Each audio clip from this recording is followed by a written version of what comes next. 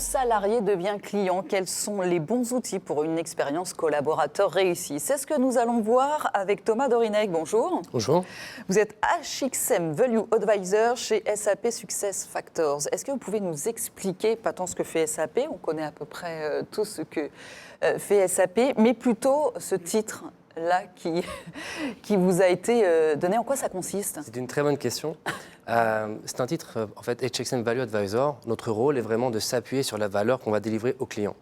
Et donc, dans mon rôle de HXM Value Advisor, ce que je vais faire, c'est que je vais accompagner nos clients dans l'élaboration de leur stratégie RH, dans la mise en place de leur stratégie RH, et aussi en amont, différents exercices de business case, par exemple, que ce soit RH ou aussi HCRH.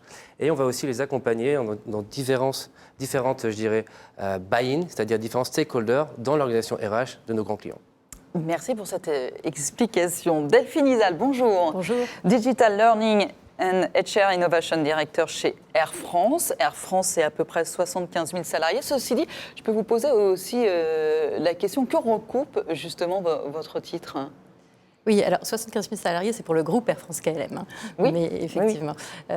Mon titre, moi je suis en charge du Digital Learning au sein de l'université d'entreprise d'Air France, qui s'appelle Le Campus. Et donc, mon rôle, c'est d'accompagner l'ensemble des salariés d'Air France, mais aussi de KLM, vers de la formation, en leur proposant des outils toujours plus innovants. Alors oui, effectivement, 75 000, c'est Air France plus KLM, mais on le voit, vous allez nous le raconter, que de plus en plus, vous allez avoir des outils en commun. Exactement. Si on prend Air France seulement, c'est combien de collaborateurs? C'est plutôt autour de 45 000.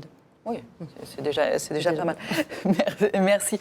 Alors, qu'est-ce qui va faire le succès d'une bonne expérience collaborateur, selon vous, Thomas? Alors, je dirais qu'il y a trois points qui sont très importants. Le premier, c'est la discipline. C'est-à-dire la discipline avec laquelle on va s'atteler en tant que fonction RH à avoir un focus sur l'expérience employée tout au long du cycle de l'employé, c'est-à-dire du début jusqu'à la fin. Le deuxième point, je dirais, c'est l'adoption. Une expérience collaborateur, si on met des outils en place et qui ne sont pas utilisés par les collaborateurs, je pense que c'est la première frustration des fonctions d'ARH. Rien de pire que d'avoir mis en place pendant des mois et des mois, ou même parfois quelques années, des solutions qui, au final, ont des taux d'adoption de 10-15%. Donc ça, c'est véritablement le deuxième point. Et le troisième point, qui est pour moi aussi le plus critique, c'est l'état d'esprit. C'est-à-dire que la fonction RH, véritablement, intègre en soi cette centricité collaborateur pour la suite. Et alors, en quoi les solutions digitales, justement, que vous proposez ou non, d'ailleurs, peuvent aider à une expérience collaborateur, s'appuyant sur ces points plus fluides? Alors, pour répondre à cette question, il y a 4 points. Le premier, je dirais, c'est l'ergonomie. Donc, aujourd'hui, on doit être capable de s'adapter aux besoins des collaborateurs, d'être capable de, par exemple, faire différentes transactions RH ou le anytime, anywhere, donc par exemple avec des fonctions mobiles. La deuxième chose, c'est répondre à des besoins d'instantanéité. Donc aujourd'hui, collaborateur, je suis dans une entreprise, je veux prendre un congé, je veux pouvoir le faire rapidement. Ça se passe durant un week-end, ça se passe avec des amis autour d'une terrasse. On veut prendre des congés, on n'a pas besoin de repenser des emails. Est-ce que tu vas en Toscane aussi? Il faut que je... Exactement. Ah, okay. Et être capable de le faire très rapidement, ça c'est quelque chose qui est nécessaire. Et pour vous illustrer un peu, aujourd'hui, ce qui est pour moi le plus important, c'est l'expérience gap. C'est-à-dire que dans ce qu'on voit dans les expériences clients et les expériences collaborateurs, on doit être capable, en tant que collaborateur, d'avoir la même expérience. Donc, si demain, par exemple, je pars en week-end, ce week-end, je pars, on va dire, à Rambouillet. Si je pars à Rambouillet, c'est très rapide pour moi. Je vais sur Airbnb et d'autres applications. En 2 clics, c'est bon, j'ai mon week-end de booké. Mais si demain, la semaine d'après, je pars à Rambouillet en business trip, alors là, c'est toute une autre histoire.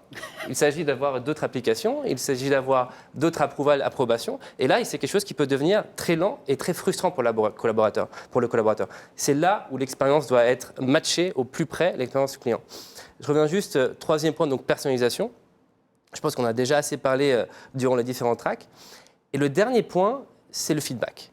C'est-à-dire qu'aujourd'hui, quand on est collaborateur, lorsqu'on est dans je dirais, un processus RH, les équipes RH veulent avoir le feedback du collaborateur. On veut avoir le pouls de l'organisation. Comme dans l'expérience client, lorsque je vais dans un magasin, un supermarché, et je vais cliquer sur le smiley qui correspond à mon expérience, c'est la même chose pour la collaborateur. La seule chose, je dirais juste, pour finir sur ce point, c'est trouver le bon équilibre entre un peu et pas trop. Un peu et pas trop. Bien, on va retenir. Tout ça, ça vous parle, Delphine Izal, d'abord par votre poste aujourd'hui, et puis finalement, vous êtes issu de la filière marketing et digital. Et vous avez toujours œuvré avec le client comme référence, donc ces sujets-là, vous les avez en tête. Et c'est ce que vous faites, que vous appliquez depuis 3 ans dans le domaine de la formation chez Air France. Vous avez vraiment une approche learner-centrique. Ça passe par quoi ? Oui, alors c'est vrai que c'est quelque chose qui est un réflexe chez moi. Alors j'essaye de transposer effectivement un petit peu toutes les techniques marketing, et puis Thomas en parlait très bien, de mettre quand on met le client au centre de toutes les réflexions, l'idée c'est de transposer ça au niveau du collaborateur et des salariés, de pouvoir finalement se mettre dans sa peau à chaque étape de son parcours de formation et de l'accompagner au mieux en répondant à ses besoins, de la même manière qu'on peut le faire effectivement pour un client tout au long de son expérience de voyage. Donc, dans le cadre de la transformation de l'entreprise et plus précisément de la transformation de managériale, mais aussi des collaborateurs, je crois que l'objectif, c'est de leur donner de plus en plus d'autonomie. Et donc, l'idée, c'est vraiment de partir de leurs besoins pour y répondre de façon la plus juste possible. Alors, on a mis en place, bien sûr, il y a tout un système de feedback, vous en parliez, d'insight, qui permet au plus près du terrain de savoir ce qui convient ou pas à nos collaborateurs. Mais on prend en compte aussi les besoins business pour faire en sorte aussi que la formation soit véritablement un soutien des enjeux stratégiques de l'entreprise.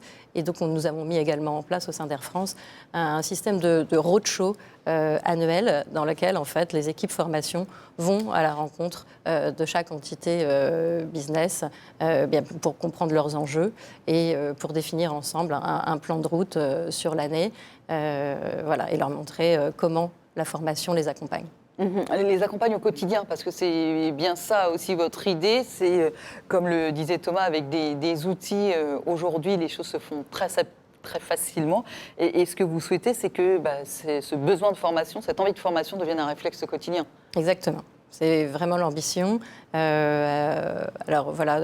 parle beaucoup d'organisation apprenante. Je crois que beaucoup d'entreprises essayent d'atteindre cet objectif un petit peu idéal et très ambitieux, parce que c'est pas simple et ça prend du temps.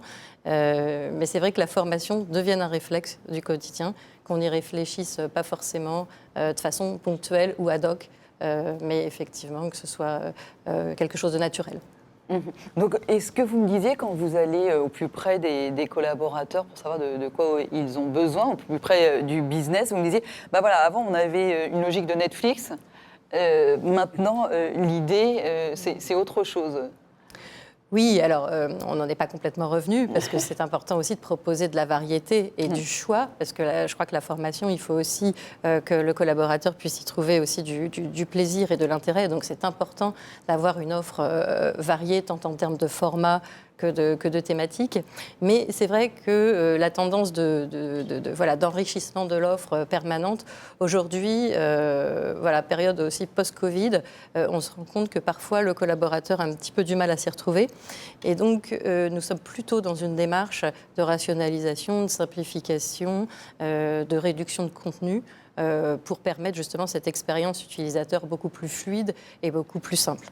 Et quels outils vous avez mis en place justement pour l'accompagner, pour l'aiguiller très concrètement dans cette recherche de formation ?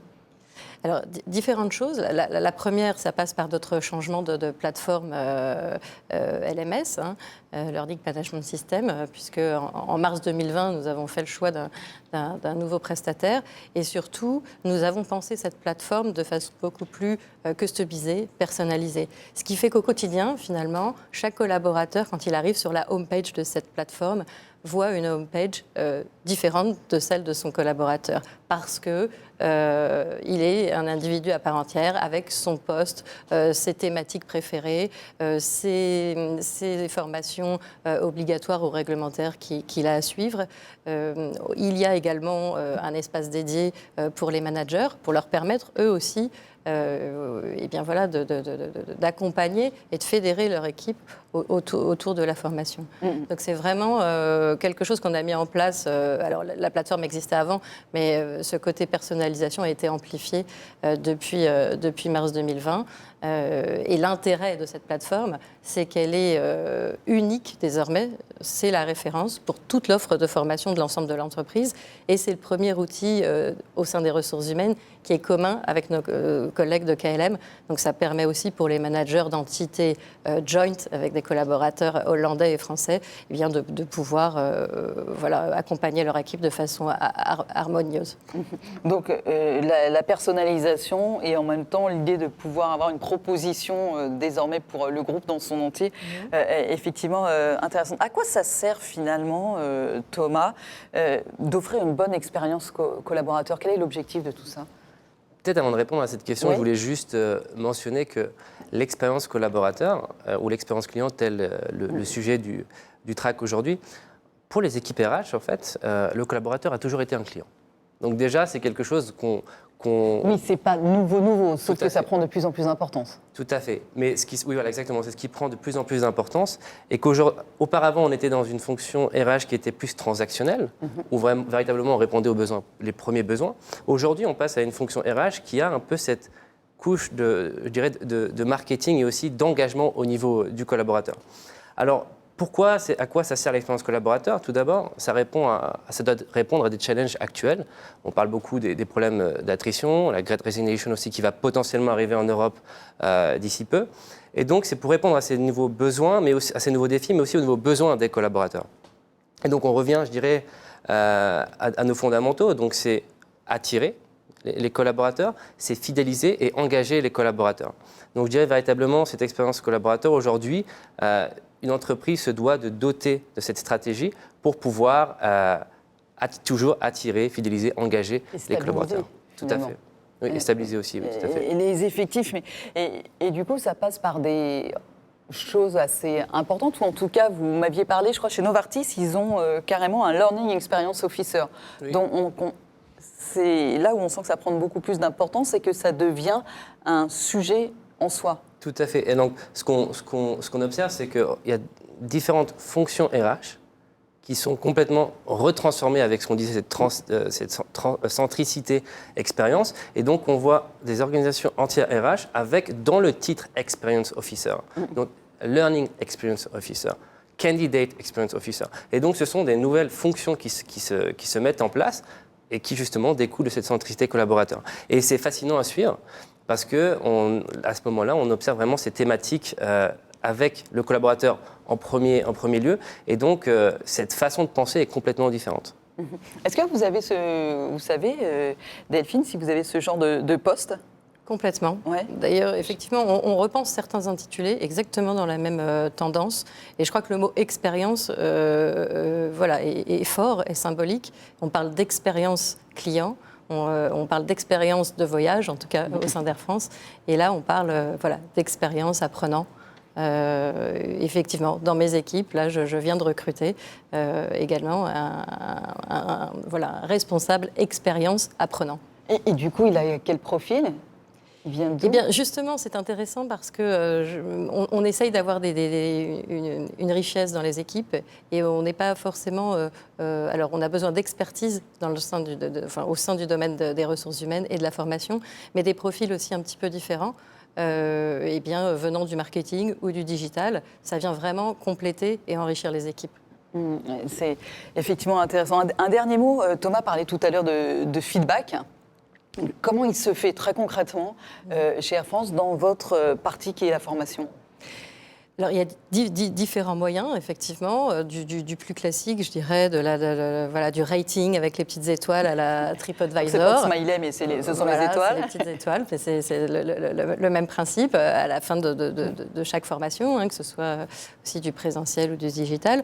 On envoie également ensuite des questionnaires de satisfaction à chaud, à froid, c'est-à-dire quelque temps après la formation en question. pour essayer justement de mesurer ces retours. Je dirais que ça, c'est un petit peu le dispositif classique de feedback. Mais ce qu'on a aussi voulu mettre en place et aller plus loin dans la personnalisation, parce que quand on a mis ce LMS en place en mars 2020, comme je vous le disais, on s'est dit, voilà, ça nécessite aussi de l'accompagnement dans le changement. Et donc, nous avons souhaité aller plus loin à la manière de ce qu'on a fait. Alors, toute modestie gardée, mais pour les clients, en créant, il y a déjà plus de 10 ans, le social media servicing, c'est-à-dire voilà, un petit peu le customer care ou l'aftercare pour nos clients via les médias sociaux, on a lancé un outil de chat qui permet d'accompagner les salariés, les managers, mais aussi le réseau formation dès qu'ils ont une question ou une difficulté pour trouver un contenu ou en termes d'expérience sur la plateforme. Et donc, ça nous permet, donc c'est un outil qui est ouvert 24 heures sur 24.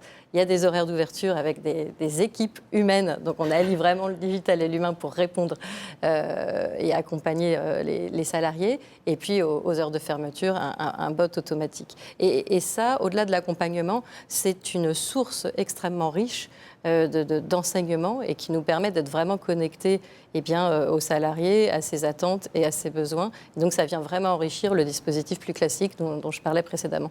Et puis après, effectivement, on n'en parle pas aujourd'hui, mais avec toutes ces informations, qu'est-ce qu'on en fait? Ça nous fait de la data. Et là, on ajuste effectivement les besoins des uns et des autres exactement comme pour l'expérience client.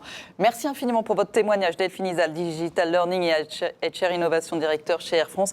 Merci beaucoup, Thomas Dorenec, pour ce décryptage. Vous êtes chez HXM Value Advisor, chez SAP SuccessFactors. Merci beaucoup à tous les deux.